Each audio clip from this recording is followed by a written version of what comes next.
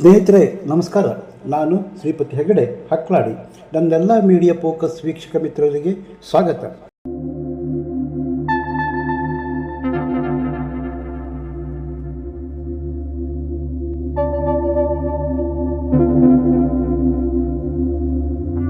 ಯುದ್ಧ ಆರಂಭಿಸೋದು ಕಷ್ಟ, ನಿಲ್ಲಿಸೋದು ಮತ್ತೂ ಕಷ್ಟ.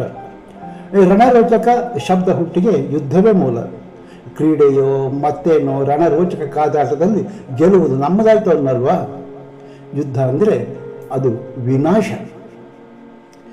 ಯುದ್ಧಕ್ಕೆ ದೊಡ್ಡ ಇತಿಹಾಸವೂ ಇದೆ. ರಾಮಾಯಣ ಮಹಾಭಾರತ ಕಾಲದಲ್ಲಿ ಯುದ್ಧ ಇತ್ತು, ಆದರೆ ಅಲ್ಲೊಂದು ರೀತಿ ಇತ್ತು. ಆದರೆ ಇಂದಿನ ಯುದ್ಧ ಪ್ರಶ್ನಾರ್ಥಕ ಯುದ್ಧ ಎಂದು ಬೆರಳು ತುದಿಗೆ ಬಂದು ನಿಂತಿದೆ. ಮಹಾಭಾರತ ಯುದ್ಧ ಪಾಂಡವರ ಹೊಸಕೆ ಹಾಕೋದಕ್ಕೆ ಹೆಚ್ಚು ಸಮಯ ಬೇಡ ಎನ್ನುವ ಕೌರವ ಲೆಕ್ಕಾಚಾರ ತಪ್ಪಿ 18 ದಿನ ನಡೀತು. ಪಾಂಡವರ 7 ಅಕ್ಷೋಹಿಣಿ ಸೇನೆ, ಕೌರವರ ಕಡೆಯಲ್ಲಿ 11 ಅಕ್ಷೋಹಿಣಿ. ಗೆದ್ದಿದ್ದು ಪಾಂಡವರು. ಇದರ ಅರ್ಥ ಎದುರಾಳಿ ಶಕ್ತಿ ಅಳೆಯದೆ ಯುದ್ಧ ಮಾಡಿದರೆ ದೊಡ್ಡ ಸೈನ್ಯ ಬಲವಿದ್ದರೂ ಗೆಲ್ಲೋದು ಕಷ್ಟ. ಇದು ಮಹಾಭಾರತ ಕಾಲದಲ್ಲಾದರೆ ಕಲಿಯುಗದಲ್ಲಿ ಪುಟ್ಟ ದೇಶ ಏನು ಮಹಾ ಅಂತ ಯುದ್ಧ ಆರಂಭಿಸಿ ಮಣ್ಣು ಮುಕ್ಕಿದವರಿದ್ದಾರೆ. ಇದಕ್ಕೆ ಪ್ರತ್ಯಕ್ಷ ಸಾಕ್ಷಿ ವಿಯೆಟ್ನಾಂ, ಅಮೇರಿಕ. ಮೇಲೆ ಹೇಳಿದ ಹಾಗೆ ಯುದ್ಧ ವಿನಾಶ. ಕುರುಕ್ಷೇತ್ರ ಯುದ್ಧ ಕೌರವರ ನಾಶವಾದರೆ ಪಾಂಡವರ ಹೊರತುಪಡಿಸಿ ಮತ್ತೆಲ್ಲ ಸರ್ವನಾಶವಾಗಿ ಹೋದರು. ಇದು ಅಂದಿನ ಕಾಲದ ಯುದ್ಧವಾದರೆ ಈಗ ಹೈಪರ್ಸೋನಿಕ್ ವಿಸೇಲ್ ಗಗನ ಕತ್ತರಿಸುತ್ತೆ. ಅಮೇರಿಕ, ಇಸ್ರೇಲ್, ಇರಾನ್ ಯುದ್ಧ ದೃಶ್ಯ ಮಾಧ್ಯಮ ಹಾಗೂ ಪ್ರಿಂಟ್ ಮೀಡಿಯಾ ಕಥೆಗಳು ಯಾರು ಗೆಲ್ತಾರೆ? ಆದರೆ ಇತಿಹಾಸದ ಪ್ರಶ್ನೆ ಬೇರೆ. ಯುದ್ಧ ಗೆಲ್ಲೋದು ಸಾಧ್ಯವಾ? ಮಹಾಶಕ್ತಿಗಳ ಮರುಮಾಯಿ. ವಿಶ್ವದಲ್ಲಿ ಯುದ್ಧ ಹೆಚ್ಚು ಮಾಡಿದ ದೇಶ ಯಾವುದು? ಯುದ್ಧದ ಪರಿಣಾಮ ಏನು ತಿಳಿಸುವ ಪ್ರಯತ್ನ ಇಲ್ಲಿದ್ದು ನೋಡ್ಕೊಂಡು ಬರೋಣ ಬನ್ನಿ.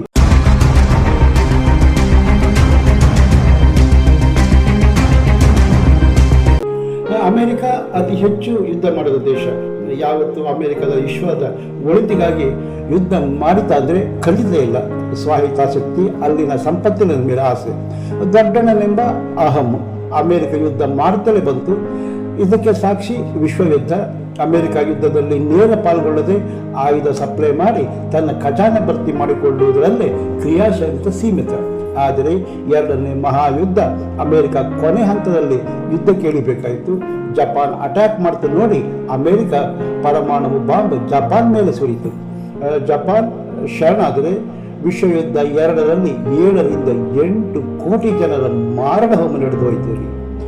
ಜರ್ಮನಿಯ ಹಿಟ್ಲರ್ ಸುಸೈಡ್ ಮಾಡಿಕೊಂಡ. ಆದರೆ ಜಗತ್ತು ಶಾಂತವಾಯ್ತಾ ಅಂದರೆ ಉತ್ತರ ಇಲ್ಲ.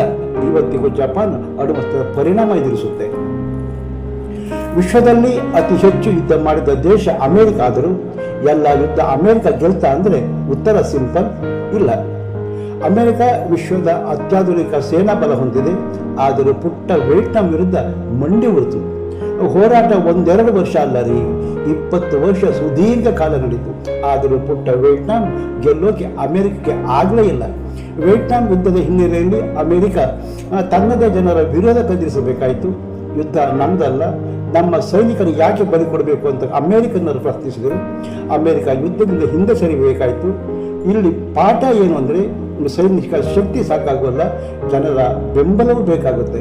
ತಾಕಳ್ಳ ಪರರ ನಂಬದ ಪಾಕಿಸ್ತಾನ ಭಯೋತ್ಪಾದಕರ ನಿರ್ಮೂಲನೆ ಅಂತ ಅಫ್ಘಾನಿಸ್ತಾನ ಮೇಲೆ ವಾಯು ದಾಳಿ ನಡೆಸಿತು.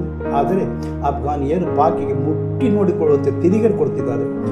ಪಾಕಿಗೆ ಗೊತ್ತಿಲ್ಲದ ಸಂಗತಿ ಏನಲ್ಲ ಇದು. ಯಾವ 2 ಬಲಿಷ್ಠ ರಾಷ್ಟ್ರಗಳು ಅಫ್ಘಾನಿಯರ ವಿರುದ್ಧ ತಟ್ಟಿ ಯುದ್ಧಕ್ಕೆ ನಿಂತಿತು. 2 ಬಲಿಷ್ಠ ರಾಷ್ಟ್ರ ಅಫ್ಘಾನಿಗಳ ಮುಂದೆ ಮುಂದೆ ಉರಿಯಬೇಕಾಯಿತು. ಮೊದಲು ಸೋವಿಯತ್ ಯೂನಿಯನ್ 10 ವರ್ಷ ಯುದ್ಧ, ಸಾವಿರಾರು ಸಾವು ನೋವು, ಕೊನೆಗೆ ಬಂದ ದಾರಿಗೆ ಸುಂಕ ಇಲ್ಲದಂತೆ ಮರಳಬೇಕಾಯಿತು. ನಂತರ ಅಮೆರಿಕ 20 ವರ್ಷ ಯುದ್ಧ, $1 ಟ್ರಿಲಿಯನ್ ವೆಚ್ಚ. ಕೊನೆಗೂ ಕಾಬೂಲ್ ವಿಮಾನ ನಿಲ್ದಾಣದಿಂದ ಅಮೆರಿಕ ತುರ್ತು ಪಲಾಯನ. ಅಫ್ಘಾನಿಗಳ ಬಳಿ ಅತ್ಯಾಧುನಿಕ ಆಯುಧ, ಹೈಪರ್ಸೋನಿಕ್ ಮಿಸೈಲು, ಏರ್ಫೋರ್ಸ್ ಇಲ್ಲದಿರ್ಬೋದು. ಆದರೆ ಅಫ್ಘಾನಿ ಪಡೆ ಸಂಬಳಕ್ಕಾಗಿ ಹೋರಾಡಲ್ಲ, ಫಿದಾಯಿನ್ ಹೋರಾಟ. ಹಾಗೆ ಅಫ್ಘಾನಿಸ್ತಾನಕ್ಕೆ ಪ್ರಾಕೃತಿಕವಾಗಿ ಕೊಟ್ಟ ಗಿಫ್ಟ್ ಪರ್ವತ ಪ್ರದೇಶ ಪ್ಲಸ್ ಸ್ಥಳೀಯ ಹೋರಾಟದ ಮೂಲಕ 2 ಮಹಾಶಕ್ತಿಗೆ ಮಣ್ಣು ಮುಕ್ಕಿಸಿದೆ. ಪಾಕಿಸ್ತಾನ ತಾಲಿಬಾನಿಗಳ ಕೆಣಕಿ ಅಂಡು ಸುಟ್ಟ ಬೆಕ್ಕಿನಂತೆ ಆಡ್ತಾ ಇದೆ. ಈಗ ಏನು ಇಸ್ರೇಲ್ ಅಮೆರಿಕ ಇರಾನ್ ಯುದ್ಧ ನಡೀತಾ ಇದೆಯಲ್ಲ, ಇದಕ್ಕೂ ಮುನ್ನ ಇಸ್ರೇಲ್ ಅಮೆರಿಕ ಜಂಟಿ ಕಾರ್ಯಾಚರಣೆ ನಡೆಸಿತ್ತು. 12 ದಿನ ಕಾದಾಟ ನಡೀತು. ಅನ್ನೋಸ್ತ್ರ ಹುಡುಕಾಟದ ಹೆಸರಲ್ಲಿ ವಿನಾಶಕಾರಿ ಅನ್ನೋಸ್ತ್ರ ಇದೆ ಎಂಬ ಆರೋಪ. ಆದರೆ ಆರೋಪ ಸಾಬೀತಾಗಲಿಲ್ಲ. ಯುದ್ಧ ಸ್ಟಾಪು. ಆದರೆ ದೇಶದಲ್ಲಿ ಶಾಂತಿ ಬಂತ ಅಂದರೆ ಇಲ್ಲ. ಇರಾನ್ ನಾಗರಿಕರ ಬೀದಿಗಿಳಿದರು. ಇರಾಕ್ ಹೋರಾಟಗಾರರನ್ನು ಮುಲಾಜಿಲ್ಲದ ನೇಣಿಗೇರಿಸಿತು. ಆದರೆ ಇರಾನ್ ಶಾಂತವಾಗುವ ಬದಲು ಅಶಾಂತಿ ಹೆಚ್ಚಿಸಿತು. ಅಮೆರಿಕ ಲಿಬಿಯಾ ಆಡಳಿತ ಬದಲಾವಣೆ ಹೆಸರಲ್ಲಿ ಲಿಬಿಯಾ ಜನರ ಮೂಲಕ ಅಮೆರಿಕ ಮೊಹಮ್ಮದ್ ಗಡಾಫಿ ಹತ್ಯೆ ಮಾಡಿಸಿತು. ಆದರೆ ಲಿಬಿಯಾ ಇಂದು ಸ್ಥಿರ ದೇಶವಾಗಿದೆ ಅಂತ ಕೇಳಿದರೆ ಉತ್ತರ ಇಲ್ಲ ಅಂತಲೇ ಹೇಳಬೇಕಾಗುತ್ತೆ. ರಷ್ಯಾ ಯುಕ್ರೇನ್ ಹೊಸಕೆ ಹಾಕುವ ಉಮೇದಲ್ಲಿ ಯುದ್ಧಕ್ಕೆ ಇಳಿತು. ಜಯದ ನಿರೀಕ್ಷೆ, ಆದರೆ ಯುದ್ಧ ಆಗ್ತಾ ಇದೆ. ಯುರೋಪ್ ಬೆಂಬಲ, ಅಮೆರಿಕ ಶಸ್ತ್ರಾಸ್ತ್ರ ಪೂರೈಕೆ, ರಷ್ಯಾ ಆರ್ಥಿಕ ನಿರ್ಬಂಧ ಎದುರಿಸಿತು. ಗೆಲುವು ಇನ್ನೂ ಮರೀಚಿಕೆ. 3.25 ವರ್ಷ ಆದರೂ ಯುದ್ಧ ನಡೀತಾ ಇದೆ. ಮಧ್ಯಪ್ರಾಚ್ಯ ಬೆಂಕಿ. ಅಮೆರಿಕ, ಇರಾನ್, ಇಸ್ರೇಲ್, ಪ್ಯಾಲೆಸ್ತೈನ್ ಸಂಘರ್ಷ, ಅರಬ್ ರಾಷ್ಟ್ರಗಳ ರಾಜಕೀಯ ಸಮೀಕರಣ, ಪೂರ್ಣ ಪ್ರಮಾಣದ ಯುದ್ಧವಾದರೆ ತೈಲ ಬೆಲೆ ಏರಿಕೆ, ಜಾಗತಿಕ ಮಾರುಕಟ್ಟೆ ಕುಸಿತ, ಪ್ರಾಕ್ಸಿ ಯುದ್ಧಗಳು, ಡ್ರೋನ್ ದಾಳಿ, ಕಡಿಮೆ ವೆಚ್ಚ, ಹೆಚ್ಚು ಹಾನಿ, ಪರಿಮಾಣ ಯುಗದ ವಾಸ್ತವ ಇದು. ಇಂದು ಯುದ್ಧ ಎಂದರೆ ಕೇವಲ ಗನ್ನು, ಟ್ಯಾಂಕ್ ಅಲ್ಲ. ಸೈಬರ್ ದಾಳಿ, ಆರ್ಥಿಕ ನಿರ್ಬಂಧ, ಡ್ರೋನ್ ಹೋರಾಟ, ಪ್ರಾಕ್ಸಿ ಮಿಲಿಷಿಯಾ. ಪೂರ್ಣ ಯುದ್ಧ ಯಾರಿಗೂ ಲಾಭ ತರೋದಿಲ್ಲ ರೀ. ಭಾರತ, ಪಾಕ್, ಚೀನಾ, ಬಾಂಗ್ಲಾ ಯುದ್ಧ ಬೆದರಿಕೆ ಹೊಸದೇನಲ್ಲ. ಆದರೆ ನೆನಪಿಡಿ, ಪರಮಾಣು ಶಸ್ತ್ರ ಇರುವ ರಾಷ್ಟ್ರಗಳ ನಡುವೆ ಪೂರ್ಣ ಯುದ್ಧ ಪರಸ್ಪರ ನಾಶ. ಇತಿಹಾಸ ಸಿಂಹಾವಲೋಕನ ಮಾಡಿದರೆ ಯುದ್ಧ ಶುರು ಮಾಡುವವರು ಗೆದ್ದಂತೆ ಕಾಣ್ತಾರೆ. ಆದರೆ ಕಾಲದ ಮುಂದೆ ಯಾರೂ ಗೆದ್ದಿಲ್ಲ. ಗೆಲ್ಲೋದು ಯಾರು ಅಥವಾ ಸೋಲೋದು ಎಲ್ಲರೂ. ಯುದ್ಧದಲ್ಲಿ ವಿಜಯೋತ್ಸವ ಇರಬಹುದು, ಆದರೆ ಇತಿಹಾಸದಲ್ಲಿ ಜಯ ಯಾರಿಗೂ ಶಾಶ್ವತವಲ್ಲ. ಅಮೆರಿಕ ಇರಾನ್ ಯುದ್ಧ 3ನೇ ವಿಶ್ವಯುದ್ಧ ಮುನ್ನುಡಿ ಬರೆಯುತ್ತಾ ಲೆಕ್ಕಾಚಾರ ಜೋರ ನಡೀತಾ ಇದೆ. ಯಾರಿಗೂ ಅಂದಾಜಿಗೆ ಸಿಗದ ಒಂದು ಸಂಗತಿ ಅಂತ ಇದ್ದರೆ ಅದು ಯುದ್ಧ. ಅಮೆರಿಕ, ಇರಾನ್, ಇಸ್ರಾಲ್ ಮತ್ತು ಅರಬ್ ರಾಷ್ಟ್ರಗಳ ನಡುವೆ ಯುದ್ಧವಾದರೆ ಯಾರು ಗೆಲ್ತಾರೆ? ಇತಿಹಾಸ ಹೇಳೋದೇನು? ಗೆದ್ದವರು ಸೋತವರು ಸತ್ತ. ವಿಯೆಟ್ನಾಂ, ಅಫ್ಘಾನಿಸ್ತಾನ, ಇರಾಕ್ ಯುದ್ಧ ವಿನಾಶ. ಯುದ್ಧ ಶುರು ಮಾಡೋದು ಸುಲಭ, ಮುಗಿಸೋದು ಅಸಾಧ್ಯ. ಹೀಗಿದ್ದಾಗ ಹೊಸ ಯುದ್ಧದಲ್ಲಿ ಗೆಲುವು ಯಾರಿಗೆ ಅಥವಾ ಸೋಲು ಎಲ್ಲರಿಗೂ. ಡ್ರೋನ್, ಹೈಪರ್ಸೋನಿಕ್ ವಿಷಯ ಯುದ್ಧದ ಕೂಗಾಟ. ಆದರೆ ಇತಿಹಾಸ ಏನು ಹೇಳುತ್ತೆ? America, Russia, Iran, Israel, Pak ಯಾರು ಗೆಲ್ತಾರೆ? ಅಥವಾ ಯುದ್ಧದಲ್ಲಿ ಗೆಲುವೇ ಇಲ್ವಾ? ಅಮೆರಿಕ ಇತಿಹಾಸದಲ್ಲಿ ಹಲವು ದೇಶಗಳ ವಿರುದ್ಧ ಯುದ್ಧ ಮಾಡಿದೆ. 1775ರಿಂದ 1783 ಮತ್ತು 1812ರಲ್ಲಿ ಅಮೆರಿಕದ ಸ್ವಾತಂತ್ರ್ಯ ಸಂಗ್ರಾಮ.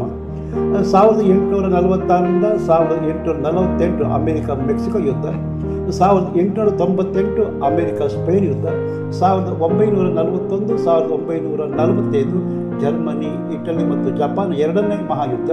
1950 1953 ಉತ್ತರ ಕೊರಿಯಾ ಮತ್ತು ಚೀನಾ. 2003 ಇರಾಕ್ ಅಮೆರಿಕ ಯುದ್ಧ. 2001 2021 ಅಮೆರಿಕ ತಾಲಿಬಾನ್ ವಿರುದ್ಧದ ಯುದ್ಧ. ಅಮೆರಿಕ ಸೋತು ಅಥವಾ ಹಿನ್ನಡೆ ಅನುಭವಿಸಿತು. ಯಾವುದೇ ದೊಡ್ಡ ದೇಶ ನೇರವಾಗಿ ಅಮೆರಿಕ ಪೂರ್ಣವಾಗಿ ಸೋಲಿಸದಿದ್ದರು. ಕೆಲವು ಯುದ್ಧಗಳಲ್ಲಿ ಅಮೆರಿಕ ತನ್ನ ಗುರಿ ಸಾಧಿಸಲಾಗಿದೆ, ಹಿಂಸರಿಯಬೇಕಾಗಿದ್ದು ಇದೆ. ಇದು ಇತಿಹಾಸ ಹೇಳುವ ಸತ್ಯ. ವಿಯೆಟ್ನಾಂ ಯುದ್ಧ ಅಮೆರಿಕಕ್ಕೆ ದೊಡ್ಡ ಹಿನ್ನಡೆ. ಉತ್ತರ ವಿಯೆಟ್ನಾಂ ಕಮ್ಯುನಿಸ್ಟ್ ಪಡೆಗಳ ವಿರುದ್ಧ ಹೋರಾಡಲು ಸಾಧ್ಯವಾಗದ ಅಮೆರಿಕ ಸೈನ್ಯ ಹಿಂತೆಗೆದುಕೊಳ್ಬೇಕಾಯಿತು. ಅಂತಿಮವಾಗಿ ಇಡೀ ವಿಯೆಟ್ನಾಂ ಕಮ್ಯುನಿಸ್ಟರ ವಶವಾಯಿತು. ಅಫ್ಘಾನಿಸ್ತಾನ ಯುದ್ಧ 20 ವರ್ಷಗಳ ಕಾಲ ಹೋರಾಡಿದರು. ತಾಲಿಬಾನಿಗಳು ಸಂಪೂರ್ಣವಾಗಿ ಮಟ್ಟ ಹಾಕಲು ಸಾಧ್ಯವಾಗಲೇ ಇಲ್ಲ. 2021ರಲ್ಲಿ ಅಮೆರಿಕ ಸೈನ್ಯ ಹೊರಬರುತ್ತಿದ್ದಂತೆ ತಾಲಿಬಾನ್ ಮತ್ತೆ ಅಧಿಕಾರ ಹಿಡಿಯಿತು. ಇದು ಅಮೆರಿಕದ ಕಾರ್ಯತಂತ್ರದ ಸೋಲು ಎಂದು ಪರಿಗಣಿಸಲಾಗುತ್ತೆ.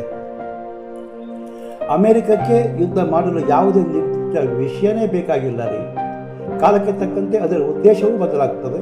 ಸ್ವಾತಂತ್ರ್ಯ ಮತ್ತು ಹಕ್ಕುಗಳಿಗಾಗಿ ಬ್ರಿಟಿಷರ ಆಳ್ವಿಕೆಯಿಂದ ಮುಕ್ತವಾಗುವ ಅಮೆರಿಕದ 3 ವಸಾಹತು 1775ರಲ್ಲಿ ಅಮೆರಿಕದ ಕ್ರಾಂತಿ ನಡೆಸಿತು. ಇದಕ್ಕೆ ಮುಖ್ಯ ಕಾರಣ ಬ್ರಿಟಿಷರ ಅಧಿಕ ತೆರಿಗೆ ಮತ್ತು ಪ್ರತಿನಿಧಿ ಇಲ್ಲದ ತೆರಿಗೆ ನೀಡಲಾರವೆಂಬ ಹೋರಾಟ. 1861 1866 ಅಂತರ್ಯ ಯುದ್ಧಕ್ಕೆ ಗುಲಾಮಗಿರಿ ಪದ್ಧತಿ ಮತ್ತು ರಾಜ್ಯಗಳ ಸ್ವತಂತ್ರ ಹಕ್ಕುಗಳ ಕುರಿತಾದ ಭಿನ್ನಾಭಿಪ್ರಾಯಗಳೇ ಪ್ರಮುಖ ಕಾರಣ ಆಗಿತ್ತು. ಅಮೆರಿಕ 2ನೇ ವಿಶ್ವಯುದ್ಧದಲ್ಲಿ ನೇರವಾಗಿ ಪಾಲ್ಗೊಳ್ಳದೆ ಲಾಭ ನಷ್ಟದ ಲೆಕ್ಕಾಚಾರದಲ್ಲಿತ್ತು.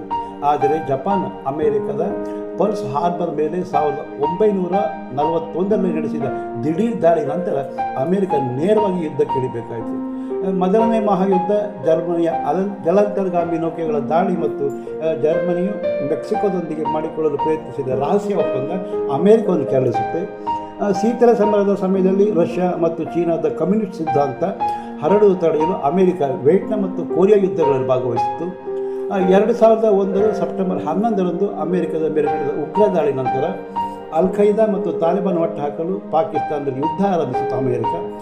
ಅನೇಕ ವಿಶ್ಲೇಷಕರ ಪ್ರಕಾರ ತೈಲ ಸಂಪನ್ಮೂಲಗಳ ಮೇಲಿನ ನಿಯಂತ್ರಣ, ಆರ್ಥಿಕ ಲಾಭ ಮತ್ತು ವಿಶ್ವದ ದೊಡ್ಡ ಶಕ್ತಿಯಾಗಿ ತನ್ನ ಪ್ರಭಾವ ಉಳಿಸಿಕೊಳ್ಳುವುದು ಅಮೆರಿಕದ ಯುದ್ಧಗಳ ಹಿಂದಿನ ಆಧುನಿಕ ಕಾರಣ. ಅಮೆರಿಕ ಸೇನಾ ಬಲ ಕೇಳಿದ್ರೆ ದಂಗ ಹೋಗ್ತಿದೆ. ಅಮೆರಿಕ ರಕ್ಷಣಾ ಬಜೆಟ್ ಇದೆಯಲ್ಲ, ಅದು ಸುಮಾರು 800+ ಬಿಲಿಯನ್. ಇದು 10 ದೇಶಗಳ ಒಟ್ಟು ಬಜೆಟ್ಗಿಂತಲೂ ಹೆಚ್ಚು. Self fighter jet, F-35, F-22, ಅತ್ಯಾಧುನಿಕ ಡ್ರೋನ್ ಮತ್ತು ಸೈಬರ್ ಯುದ್ಧ ತಂತ್ರ ಅಮೆರಿಕ ಮುಂಚೂಣಿಯಲ್ಲಿದೆ ಎನ್ನುವುದು ಸುಳ್ಳಲ್ಲ. ವಿಶ್ವದ ಸುಮಾರು 80 ದೇಶಗಳಲ್ಲಿ ಅಮೆರಿಕ ತನ್ನ 750ಕ್ಕೂ ಹೆಚ್ಚು ಮಿಲಿಟರಿ ನೆಲೆ ಹೊಂದಿದೆ. ಇದು ಯಾವುದೇ ದೇಶದ ಮೇಲೆ ಕ್ಷಣಾರ್ಧದಲ್ಲಿ ಅಮೆರಿಕ ದಾಳಿ ಮಾಡುವ ಸಾಮರ್ಥ್ಯವನ್ನು ಹೊಂದಿದೆ. ಅಮೆರಿಕದ ಬಳಿ 11 ಬೂರಸ್ ಏರ್ಕ್ರಾಫ್ಟ್ ಇದ್ದು ಸಮುದ್ರದ ಮೇಲಿನ ಅದರ ಸರ್ವಾಧಿಪತ್ಯ ಸಾಬೀತುಪಡಿಸುತ್ತೆ. ಮಧ್ಯಪ್ರಾಂತ್ಯ ಪ್ರದೇಶಗಳಲ್ಲಿ ಅಮೆರಿಕದ ಹಸ್ತಕ್ಷೇಪ ಮುಖ್ಯ ಕಾರಣ. ತೈಲ ಪೂರೈಕೆ ಮೇಲೆ ನಿಯಂತ್ರಣ ಮತ್ತು ಪೆಟ್ರೋಡಾಲರ್ ವ್ಯವಸ್ಥೆಯ ರಕ್ಷಣೆ. ಅಮೆರಿಕದ ಆರ್ಥಿಕತೆಯ ದೊಡ್ಡ ಭಾಗ ಶಸ್ತ್ರಾಸ್ತ್ರಗಳ ರಫ್ತಿನ ಮೇಲೆ ನಿಂತಿದೆ. ಯುದ್ಧಗಳು ನಡೆದಷ್ಟು ಅಲ್ಲಿನ ಖಾಸಗಿ ಅಣ್ವಸ್ತ್ರ ಕಂಪನಿಗೆ ಹೆಚ್ಚು ಲಾಭ. ಅಂತಾರಾಷ್ಟ್ರೀಯ ವ್ಯಾಪಾರದಲ್ಲಿ ಅಮೆರಿಕನ್ ಡಾಲರ್ ಜಾಗತಿಕ ಮಾರುಕಟ್ಟೆ ತನ್ನ ನಿಯಂತ್ರಣದಲ್ಲಿಟ್ಟುಕೊಳ್ಳುವುದಕ್ಕೆ ಅದರ ಪ್ರಮುಖ ಉದ್ದೇಶ. 1914 ಮೊದಲನೇ ವಿಶ್ವಯುದ್ಧದಲ್ಲಿ ಸುಮಾರು 1.5ರಿಂದ 2.2 ಕೋಟಿ ಜನ ಸಾವನ್ನಪ್ಪಿದರೆಂದು ಅಂದಾಜಿಸಲಾಗುತ್ತದೆ. ಸುಮಾರು 90 ಲಕ್ಷದಿಂದ 1 ಕೋಟಿ ಸೈನಿಕರು ಯುದ್ಧದಲ್ಲಿ ಮಡಿದರು. ಸುಮಾರು 60 ಲಕ್ಷದಿಂದ 1 ಕೋಟಿ ನಾಗರಿಕರು ಹಸಿವು, ರೋಗ ಮತ್ತು ಹತ್ಯಾಕಾಂಡಗಳಿಂದ ಮೃತಪಡ್ತಾರೆ. 1939ರಿಂದ 1945ರಲ್ಲಿ ನಡೆದ ಎರಡನೆಯ ವಿಶ್ವಯುದ್ಧ ಮಾನವ ಇತಿಹಾಸದ ಅತ್ಯಂತ ಭೀಕರ ಯುದ್ಧ. ಒಟ್ಟು 7ರಿಂದ 8.5 ಕೋಟಿ ಜನರ ಮೃತಪಟ್ಟರೆ ಸುಮಾರು 2.1ರಿಂದ 2.5 ಕೋಟಿ ಸೈನಿಕರು ಯುದ್ಧ ಭೂಮಿಯಲ್ಲಿ ಯುದ್ಧ ಕೈದಿಗಳಾಗಿ ಸಾವನ್ನಪ್ಪುತ್ತಾರೆ. ಸುಮಾರು 5ರಿಂದ 5.5 ಕೋಟಿ ನಾಗರಿಕರು ಮೃತಪಟ್ಟಿದ್ದಾರೆ.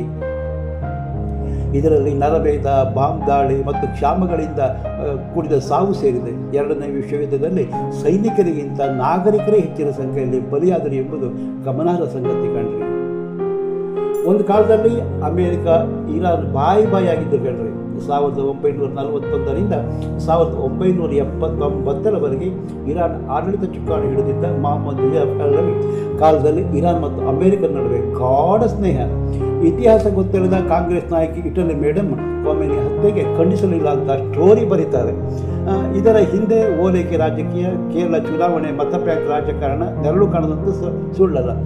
ಇಟಲಿ ಮೇಡಮ್ ಎಲ್ಲಾದರೂ ಸಂಸತ್ತಿನಲ್ಲಾಗಲಿ, ಈಗ ರಾಜ್ಯಸಭಾ ಸದಸ್ಯ ಆಗಿದ್ದಾರಲ್ಲ ಅಲ್ಲಾಗಲಿ ಗಮನಾರ್ಹ ಚರ್ಚೆ ನಡೆಸಿದ್ದಿಲ್ಲ. ನೋಡಿದ್ದೀರಾ ಅಥವಾ ನೀವೇನಾದ್ರು ಕೇಳಿದ್ದೀರಾ? ಭಾರತದ ವಿರುದ್ಧ ನಾಲಿಗೆ ಹರಿಬಿಟ್ಟ ಕೊಮೆನಿ ಹತ್ಯೆ ಖಂಡಿಸಿ ಪ್ರತಿಭಟನೆ ನಡೆಸುವ ಸಾಬರು ಉರಿ, ಪಹಲ್ಗಾಮ್, ಬಾಂಬೆ ಬಾಂಬ್ ಅಟ್ಯಾಕ್, ಇತ್ತೀಚೆಗೆ ನಡೆದ ಡಾಕ್ಟರ್ಸ್ ಮಾಡೆಲ್ ವಿರುದ್ಧ ಚಿಕ್ಕ ಸಂತಾಪವನ್ನಾದರೂ ಹೇಳಿದ್ದಾರೆ. ಮುಸ್ಲಿಮರಿಗೆ ಸಂವಿಧಾನ, ರಾಷ್ಟ್ರ ಪ್ರೇಮಕ್ಕಿಂತ ಇಸ್ಲಾಂ ರಾಷ್ಟ್ರಗಳ ನಿಷ್ಠರವರು. ನಿಮಗೆ ಗೊತ್ತಾ, ಇರಾನ್ 1965 ಮತ್ತು 1971ರ ಭಾರತದ ಯುದ್ಧದ ಸಮಯದಲ್ಲಿ ಭಾರಿ ಮಿಲಿಟರಿ ನೆರವು ನೀಡಿತ್ತು ಎನ್ನುವುದು ಅಮೆರಿಕದ ಇತ್ತೀಚಿನ ರಹಸ್ಯ ದಾಖಲೆ ಎಳೆಯಾಗಿ ಬಿಚ್ಚಿಟ್ಟಿದೆ. 1965ರ ಯುದ್ಧದ ಸಂದರ್ಭದಲ್ಲಿ ಪಾಕಿಸ್ತಾನಕ್ಕೆ ಶಸ್ತ್ರಾಸ್ತ್ರಗಳ ಕೊರತೆಯಾದಾಗ ಇರಾನ್ ತನ್ನಲ್ಲಿದ್ದ ಯುದ್ಧ ವಿಮಾನ, ಮದ್ದುಗುಂಡು ಪಾಕಿಸ್ತಾನಕ್ಕೆ ಕೊಟ್ಟಿತ್ತು ಕಣ್ರಿ. ಅಮೆರಿಕ ಇರಾನ್ ಮೂಲಕ ಪಾಕಿಸ್ತಾನಕ್ಕೆ ಯುದ್ಧ ಸಾಮಗ್ರಿಗೆ ತಲುಪಿಸುವ ಗುಪ್ತ ಮಾರ್ಗ ಅನುಸರಿಸಿತ್ತು ಎಂದು ವರದಿ ಹೇಳುತ್ತೆ. 1971ರ ಯುದ್ಧ ಇನ್ನಷ್ಟು ಗಂಭೀರವಾಗಿತ್ತು. ಪೂರ್ವ ಪಾಕಿಸ್ತಾನದಲ್ಲಿ ಒಳಯುದ್ಧ ನಡೆಯುತ್ತಿದ್ದಾಗ ಭಾರತ ಸೇನೆ ಹಸ್ತಕ್ಷೇಪ ಮಾಡುತ್ತೆ. ಅಂದು ಅಮೆರಿಕ ಅಧ್ಯಕ್ಷರಾಗಿದ್ದ ರಿಚರ್ಡ್ ನಿಕ್ಸನ್ ಅವರ ಅಂತಾರಾಷ್ಟ್ರೀಯ ಭದ್ರತಾ ಸಲಹೆಗಾರರಾಗಿದ್ದ ಹೆನ್ರಿ ಕಿಸ್ಸಿಂಜರ್ 1971 ಡಿಸೆಂಬರ್ 4ರಂದು ನಡೆದ ದೂರವಾಣಿ ಸಂಭಾಷಣೆಯಲ್ಲಿ ಪಾಕಿಸ್ತಾನದ ಅಧ್ಯಕ್ಷ ಯಹ್ಯಾ ಖಾನ್ ಸಹಾಯ ಕೇಳಿದರು ಅಂತ ಕಿಸ್ಸಿಂಜರ್ ನಿಕ್ಸನ್ಗೆ ಹೇಳಿದರು. ಅಮೆರಿಕ ನೇರವಾಗಿ ನೆರವು ನೀಡಲು ಸಾಧ್ಯ ಆಗದಿದ್ದರಿಂದ ಇರಾನ್ ಮೂಲಕ ಸಹಾಯ ಮಾಡುವ ಯೋಚನೆ ಮುಂದುವರಿಸಿತ್ತು. ಡಿಸೆಂಬರ್ 6ರಂದು ನಿಕ್ಸನ್ ಯೋಜನೆಗೆ ಅನುಮೋದನೆ ನೀಡಿದರು. ಒಪ್ಪಂದ ಪ್ರಕಾರ ಇರಾನ್ ಪಾಕಿಸ್ತಾನಕ್ಕೆ ರಾಷ್ಟ್ರೀಯ ಮಿಲಿಟರಿ ನೆರವು ನೀಡಿದರೆ ಅಮೆರಿಕ ನಂತರ ಇರಾನ್ಗೆ ನೆರವು ನೀಡ್ತಾ ಇತ್ತು. ಈ ಸಮಯದಲ್ಲಿ ಭಾರತ ಮತ್ತು ಹಿಂದಿನ ಸೋವಿಯತ್ ಒಕ್ಕೂಟ ಸ್ನೇಹ ಒಪ್ಪಂದಕ್ಕೆ ಸಹಿ ಹಾಕಿದ್ದರು. ಇದರಿಂದ ಶಾ ಪಹಲವಿ ನೇರವಾಗಿ ಸೇನಾ ಹಸ್ತಕ್ಷೇಪ ಮಾಡಲು ಮುನ್ನಡೆಯಲಿಲ್ಲ. ಆದರೆ ಅವರ ಪರ್ಯಾಯ ಯೋಜನೆ ಮುಂದಿಟ್ಟಿದ್ದರು. ಜೋರ್ಡಾನ್ನಿಂದ F-104 ಯುದ್ಧ ವಿಮಾನ ಪಾಕಿಸ್ತಾನಕ್ಕೆ ಕಳಿಸಲು ಅಮೆರಿಕ ಒತ್ತಡ ಹೇರುವಂತೆ ಸಲಹೆ ಮಾಡಿದರು. ಇರಾನ್, ಪಾಕಿಸ್ತಾನ ಮತ್ತು ಟರ್ಕಿ 1955ರಿಂದ ನೆಸ್ಟೋ ಮೈತ್ರಿಕೂಟದ ಸದಸ್ಯರಾಗಿದ್ದರು. ಈ ಮೈತ್ರಿ ಪಾಶ್ಚಿಮಾತ್ಯ ಬೆಂಬಲವಾಗಿತ್ತು. ನಂತರ ಈ ದೇಶಗಳ ಪ್ರಾದೇಶಿಕ ಸಹಕಾರ ಸಂಸ್ಥೆ RCD ಮೂಲಕ ಸಹಕಾರ ಮುಂದುವರಿಸಿತು.